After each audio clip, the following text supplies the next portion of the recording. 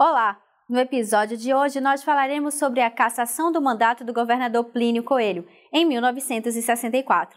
Está no ar o seu programa Manaus Memória.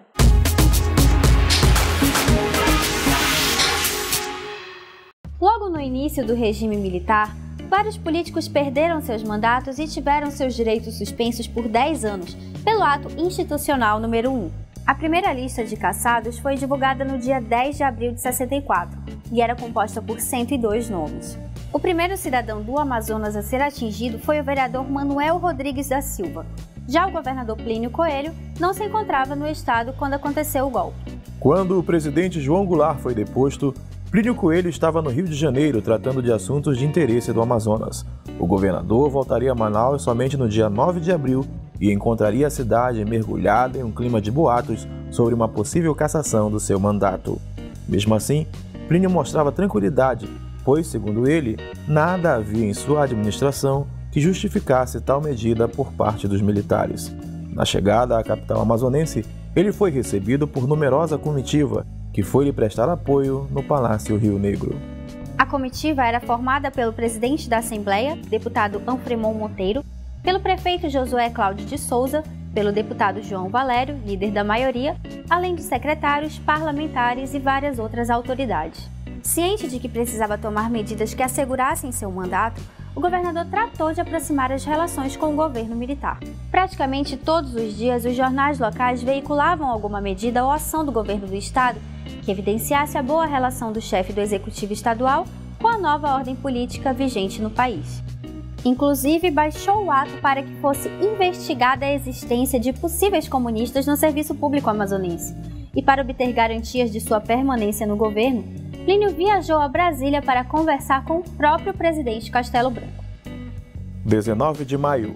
Um dia após ter dado posse ao seu novo secretariado, Plínio viajou à capital federal a fim de se reunir com o recém-empossado presidente da República, o Marechal Humberto de Alencar Castelo Branco. A reunião aconteceu no dia 20 seguinte e durou 20 minutos. Plínio saiu satisfeito do encontro, pois, segundo ele, Castelo Branco havia lhe assegurado o direito de se defender das acusações que lhe fizeram os seus oposicionistas na tentativa de impeachment que sofrera dias antes. Além disso, o governador afirmou que o presidente da República havia determinado ao ministro da Guerra que os oficiais não se envolvessem com a política, salvo em missões determinadas. Mas essa notícia não deve ter sido bem recebida pela presidência.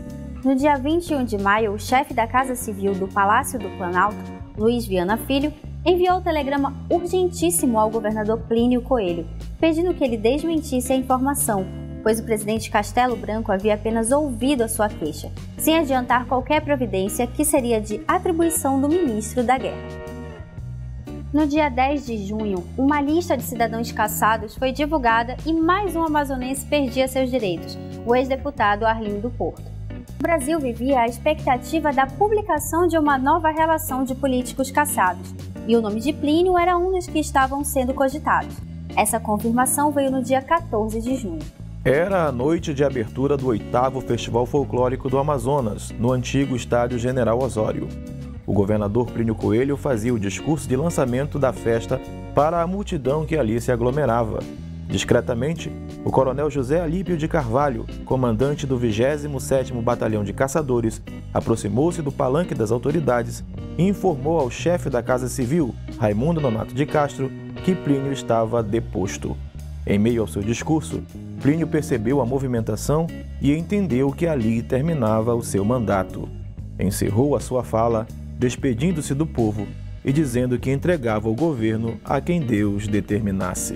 O governador deixou o estádio General Osório acompanhado do coronel José Alípio de Carvalho e algumas autoridades mais próximas.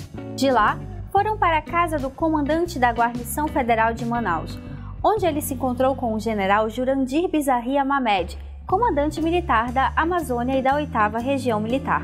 Após 30 minutos de conversa, o general Mamed acompanhou Plínio até o automóvel oficial e partiu para o Palácio Rio Negro. Na sede do governo, ele foi recebido por numerosos amigos, correligionários e auxiliares diretos que já sabiam do ocorrido. E às 22 horas daquele 14 de junho de 1964, Plínio Coelho transmitiu oficialmente seu cargo para o seu substituto legal, Anfremon Monteiro, presidente da Assembleia Legislativa do Amazonas.